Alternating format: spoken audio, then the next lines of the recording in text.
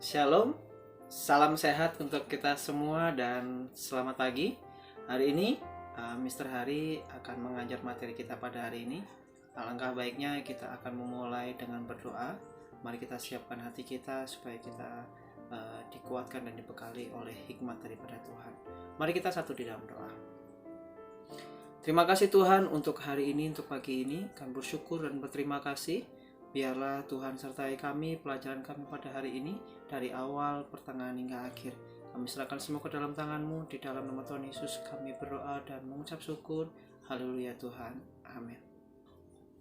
Hari ini kita akan melanjutkan di bab ketiga, yaitu gereja sebagai umat Allah. Sekali lagi kita akan melanjutkan di bab yang ketiga, yaitu gereja sebagai umat Allah. Minggu yang lalu kita sudah belajar bab yang pertama, kehadiran Allah dalam gereja mula-mula. Di bab yang kedua kita belajar kehadiran Allah dalam pertumbuhan gereja, di mana di bab ketiga ada masih sangkut pautnya dengan bab 1 dan bab kedua. Karena bab 1 sampai bab 3 ini adalah karya Allah dalam pertumbuhan gereja. Jadi karya Allah dalam pertumbuhan gereja bagian yang pertama. Kita akan menyelesaikannya di bagian yang ketiga saat ini, atau bab 3 saat ini, gereja sebagai umat Allah.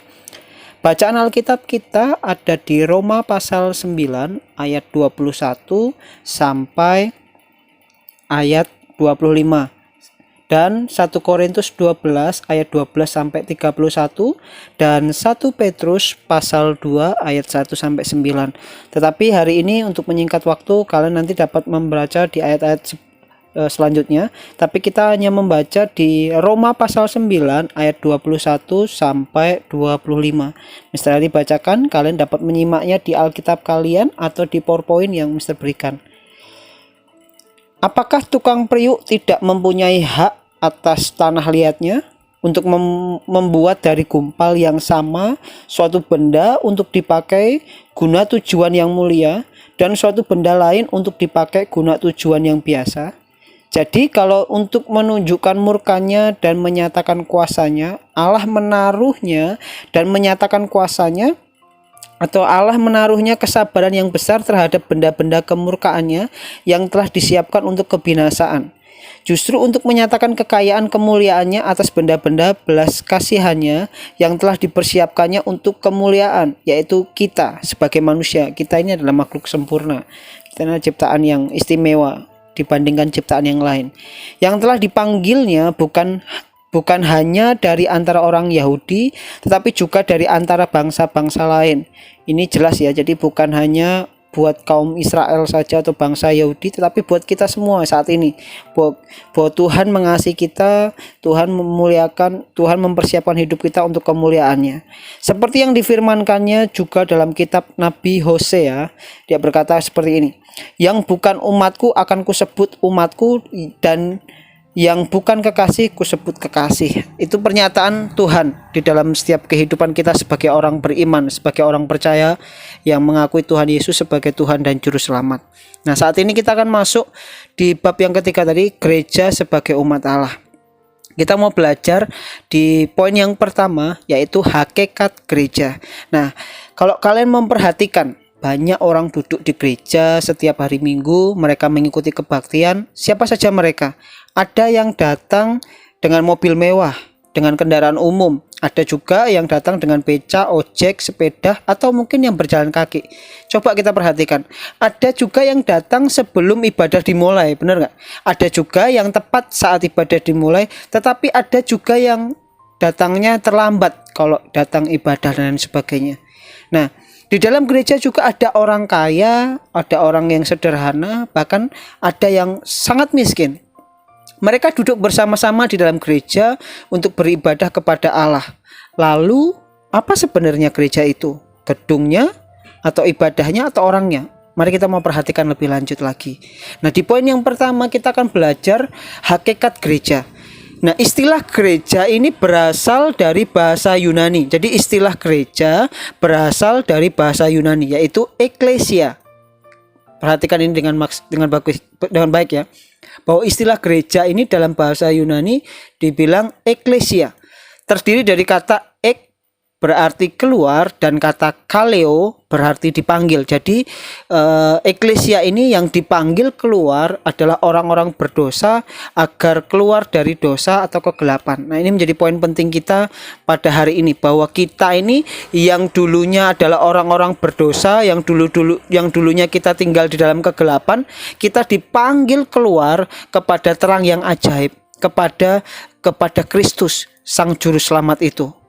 Di mana kita yang orang berdosa, yang hina, yang di dalam kegelapan, kita kepada terang yang ajaib, yaitu kepada Yesus Kristus, agar menjadi milik kepunyaan Allah, atau sesuai dengan bab 3 yaitu umat Allah. Nah, di sini kita perlu tahu bahwa di dalam persekutuan orang percaya berarti bersekutu adalah orang-orang yang percaya.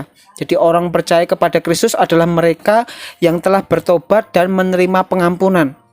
Mereka dan menerima bahwa Kristus adalah juru selamat dalam hidupnya. Nah, memang tidak semua orang duduk di dalam gereja adalah orang-orang yang sudah bertobat, benar gak? Jadi nggak semua orang yang duduk di dalam gereja itu mereka adalah orang yang bertobat. Ada yang ke gereja memang karena Kristen sejak lahir, tapi ada banyak orang Kristen yang hidup di dalam dosa. Ini sadar atau tidak sadar, kita sendiri pun mengalaminya itu. Tetapi kita tidak boleh memisahkan mereka, tidak dapat memisahkan mereka, karena Tuhan Yesus memberi perumpamaan tentang lalang dan gandum ya. Jadi mereka bisa tumbuh bersama-sama. Ketika tiba masa menuai, gandum akan diambil, tetapi lalang akan dibuang dan dibakar. Jadi kalau kita melihat, nggak usah jauh-jauh, itu di bangsa Palestina atau di Timur Tengah ya. Kita yang di padi yang saat ini, atau mungkin kita warga Indonesia adalah padi dan lalang itu sama-sama tumbuh. Ketika sudah kelihatan lalangnya atau yang rumput yang tidak berguna dan sebagainya, seorang petani dia akan menebang, seorang petani dia akan mencabut dan sebagainya, dia membiarkan tanaman padi itu tetap tumbuh dan rumput yang liar itu dibuang atau dibakar. Nah, di sini perlu sekali, di mana sama-sama kita bertumbuh mengenal Tuhan, baik tadi orang gereja itu sama-sama berkumpul untuk bersekutu kepada Tuhan, mereka orang berdosa, tetapi yang menjadi poin penting tadi bahwa gereja berasal dari bahasa Yunani yaitu eklesia, mereka yang dipanggil keluar, yang hidupnya di dalam kegelapan, hidupnya dalam dosa, mereka dipanggil oleh Tuhan dan mereka kembali menuju kepada terang yang ajaib, yaitu kepada Kristus Sang Juru Selamat, yaitu milik kepunyaan Allah, dan kita ini sebagai milik kepunyaan Allah. Nah, menjadi poin penting kita bahwa gereja yang sesungguhnya adalah persekutuan orang-orang percaya kepada Kristus. Ada beberapa makna yang terkandung dalam hakikat gereja. Yang pertama, gereja adalah persekutuan, bukan perkumpulan biasa. Sekali lagi, gereja adalah persekutuan, bukan perkumpulan biasa. Persekutuan berarti sekutu sehati di dalam kasih Kristus. Dalam persekutuan gereja tidak ada kepentingan pribadi atau golongan, sebab semua yang dilakukan adalah untuk memuliakan Tuhan. Jadi sekali lagi, yang pertama, gereja adalah persekutuan, bukan perkumpulan biasa atau nongkrong-nongkrong biasa gitu ya. Nah, yang kedua, yang bersekutu adalah orang-orang percaya. Mereka adalah orang yang hidup di atas dasar kasih Kristus, dan oleh itu hidupnya untuk mengasihi Allah dan sesama. Itu sebabnya perintah yang pertama, kasihilah Tuhan Allahmu dengan segenap hatimu, dengan segenap akal budimu, dengan segenap kekuatanmu. Itu benar-benar kita mau mengasihi Tuhan dengan segenap hati dan sebagainya.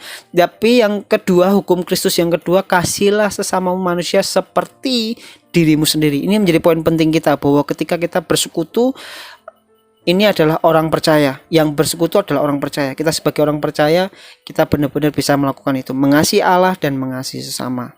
Yang ketiga, gereja berada di dalam terang Allah yang ajaib. Ini artinya apa? Bahwa hidup melakukan kebenaran Allah dan menyatakan kepada semua orang.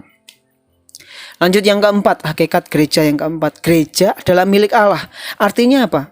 Gereja hanya terikat kepada Allah dan kehendaknya, bukan kepada hal-hal duniawi. Maksudnya seperti kebiasaan kita sehari-hari. Tapi gereja terikat kepada Allah, hubungan kita dengan Allah dan kehendaknya atau kemauannya atau keinginannya atau kerinduannya.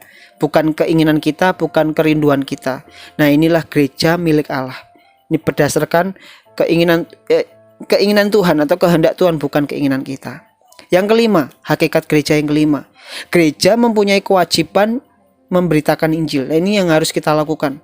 Memberitakan Injil nggak hanya Tuhan Yesus sebagai juru selamat dan lain sebagainya, tidak, tetapi menjadi saksi di mana kita tinggal, baik di dalam rumah, buat orang tua kita, buat keluarga kita, buat saudara-saudara kita, mungkin dengan teman kita, dengan sahabat kita, atau dengan rekan-rekan gimana kita ada, tinggal bermain dan lain sebagainya. Bahkan kita terus menjadi berkat dan nama Tuhan dipermuliakan. Itu bagian di mana kita memberitakan Injil. Poin pentingnya, gereja mempunyai kewajiban memberitakan Injil. Ingat, yang pertama adalah gereja adalah persekutuan, bukan perkumpulan biasa. Yang kedua, gereja di mana kita bersekutu dan kita adalah orang-orang percaya. Yang bersekutu adalah orang percaya. Yang ketiga, gereja berada di dalam terang Allah yang ajaib. Dan yang keempat, gereja adalah milik Allah. Dan yang kelima, gereja mempunyai kewajiban memberitakan Injil. Nah, lanjut di poin ke B, tubuh Kristus. Kita mau belajar. Di poin ke B, gereja bisa dikatakan disebut juga tubuh Kristus. Nah, semua orang yang ada di dalamnya adalah anggota tubuh Kristus. Setiap anggota tubuh mempunyai fungsi yang berbeda, sadar atau tidak sadar. Kita pun di dalam keluarga pasti ada banyak perbedaan, baik kerinduan ayah, ibu, bahkan kakak, adik, dan satu keluarga pasti punya cara pandang yang berbeda-beda. Tetapi kita memiliki fungsi atau peran masing-masing. Bahkan kita sebagai anggota gereja dengan jemaat satu dengan jemaat yang lain juga hidupnya berbeda-beda, dengan fungsinya berbeda-beda. Karena kita ibaratnya sebagai tubuh Kristus. Nah, fungsi tidak dapat digantikan atau ditukar dengan anggota tubuh yang lainnya. Di sini kita mau belajar di poin ke B ini, tubuh Kristus. Semua anggota tubuh itu penting dan berguna. Sebaliknya, semua anggota tubuh Kristus saling membutuhkan. Mereka terikat menjadi satu dan tidak dapat hidup sendiri-sendiri. Ini dalam 1 Korintus pasal 12 ayat 21 sampai 22, bahwa semua anggota tubuh ini atau kita sendiri sebagai secara pribadi, lepas pribadi itu sangat berguna. Dan dimana kita rindu saling membutuhkan satu dengan yang lain. Kita saling melengkapi, bahwa kita tidak dapat hidup sendiri-sendiri. 1 Korintus pasal 12 ayat 21 sampai 22. Nah, di sini kita perlu tahu bahwa di dalam kehidupan kita Rasul Paulus menggambarkan anggota tubuh Kristus dengan banyak anggota tetapi satu tubuh. Rasul Paulus menggambarkan anggota tubuh Kristus dengan banyak anggota tetapi satu tubuh. Ini dalam 1 Korintus pasal 12 ayat 31. Semua anggota gereja mempunyai karunia masing-masing ya. Jadi kita semua jangan pernah menyalahkan, jangan merasa kita sombong, jangan merasa kita hebat sendiri. Tapi ini menjadi peran penting kita, bahwa kita harus menyadari bahwa setiap orang punya perannya masing-masing. Setiap orang berguna di dalam aspeknya masing-masing. Setiap orang punya karunianya masing-masing. Karena kita ini adalah bagian tubuh. Semua tubuh kita, tangan punya fungsi masing-masing, kaki punya fungsi masing-masing, dan lain sebagainya. Nah, hal yang terpenting yang perlu kita tahu bahwa setiap anggota tubuh harus tetap melekat kepada Kristus sebagai kepala. Itu sebabnya Kristus adalah kepala, kita ini ibaratnya sebagai tubuh. Nah, anggota tubuh yang terlepas dari Kristus tidak akan gunanya lagi, tidak akan ada gunanya lagi. Ini sama halnya bahwa tubuh kita harus melekat kepada kepala, yaitu Kristus. Jika tidak, kita akan mati. Sama halnya ketika kita menjauh daripada Kristus atau menjauh daripada Tuhan, kita mati. Kita ibarat seperti perumpamaan Tuhan Yesus yang lain ya. Kita ibaratnya rantingnya, bahwa Tuhan Yesus adalah pokok anggurnya. Dimana kita ketika kita lepas dari pokok anggurnya, kita seperti ranting yang dibuang, yang bahkan dibakar. Nah, ini menjadi poin penting kita dalam kehidupan kita. Kita ini sebagai tubuh Kristus. Poin ke C yang terakhir. Gereja adalah umat kepunyaan Allah. Gereja adalah umat kepunyaan Allah. Ini yang perlu kita garis bawahi tadi, bahwa di dalam kehidupan kita ketika kita dipanggil dari hidup dosa, dari hidup yang kegelapan, bahwa kita lahir pun sudah membawa dosa, keturunan dan lain sebagainya, sudah merasakan hal di mana dosa sudah ada tinggal dalam hidup kita. Bahkan ketika kita dianggap seperti eklesia tadi, gereja, kita yang dari gelap menuju kepada terang yang ajaib, keluar dan menuju kepada terang yang ajaib, disinilah kita menjadi umat kepunyaan Allah. Umat kepunyaan Allah berarti umat yang dimiliki oleh Allah, yang berkuasa atas pemiliknya. di mana pemilik menentukan apa saja yang harus dilakukan dan bagaimana melakukannya. Itulah Tuhan Yesus sebagai pemilik. Ibadah kepada Allah adalah untuk memuliakan Allah, bukan untuk memuaskan keinginan manusia. Jadi ibadah kepada Allah adalah untuk memuliakan Allah, bukan untuk memuaskan keinginan manusia. Kebaktian bukan untuk memamerkan kemampuan bernyanyi atau berkhotbah atau pelayanan apapun bentuknya, pelayanan musik apapun bentuknya atau mungkin dalam kehidupan kita, tetapi di mana kebaktian harusnya menjadi sarana kita untuk mendekatkan diri kepada Allah. Itu sebabnya menjadi garis bawahi kita dalam kehidupan kita bahwa kebaktian bukan untuk memamerkan kemampuan kita dalam bernyanyi, berkhotbah, menjadi pendengar yang baik dan lain sebagainya, tetapi harusnya menjadi kebaktian adalah sarana supaya kita semakin dekat mendekatkan diri kepada Allah, sang pemilik kita sebagai umatnya, sebagai pemilik, sebagai yang dimiliki oleh Allah. Itu sebabnya di masa pandemi seperti ini ya, kalau kita merasa bahwa dalam kehidupan kita bahkan mengalami trouble, mengalami masalah yang begitu berat, ingat bahwa ketika kita ibarat gereja tadi, di mana kita yang harusnya gelap, kalau kita di luar Tuhan, pasti kita akan melakukan segala cara untuk menghalalkan cara ya, supaya kita tidak mengalami sengsara apalagi di masa pandemi seperti ini. Tetapi ketika kita di dalam Tuhan, tadi jelas katakan bahwa kita mendapatkan kekuatan, bahkan kita adalah milik kepunyaan Allah, seorang yang benar luar biasa, yang ajaib dan luar biasa. Saya percaya bahwa kalau kita tadi membaca firman-Nya, bahwa di Roma 9 ayat 21 sampai 25, kita ini ibarat periuk, ibarat bejana.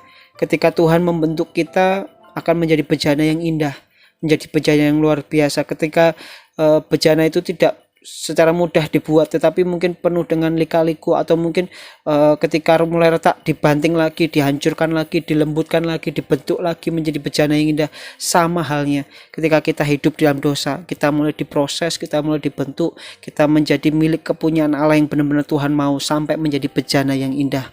Nah, perlu kita garis bawahi bahwa umat kepunyaan Allah harus hidup sesuai dengan kehendak Allah. Ini yang harus kita bawahi. Sekali lagi, umat kepunyaan Allah harus hidup sesuai dengan kehendak Allah.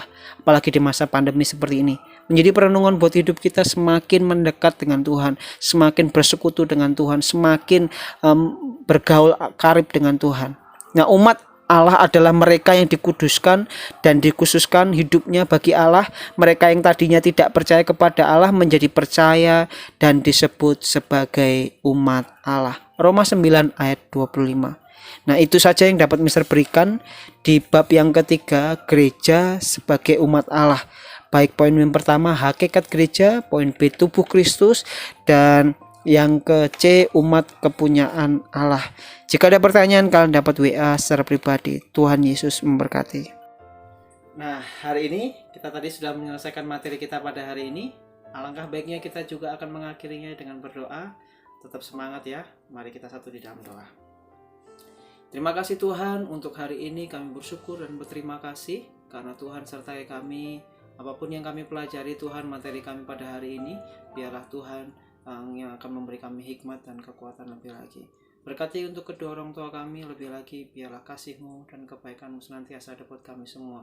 Terima kasih, di dalam nama Tuhan Yesus kami berdoa dan mengucap syukur. Haleluya Tuhan, amin. Tetap semangat, see you next time, God bless you all.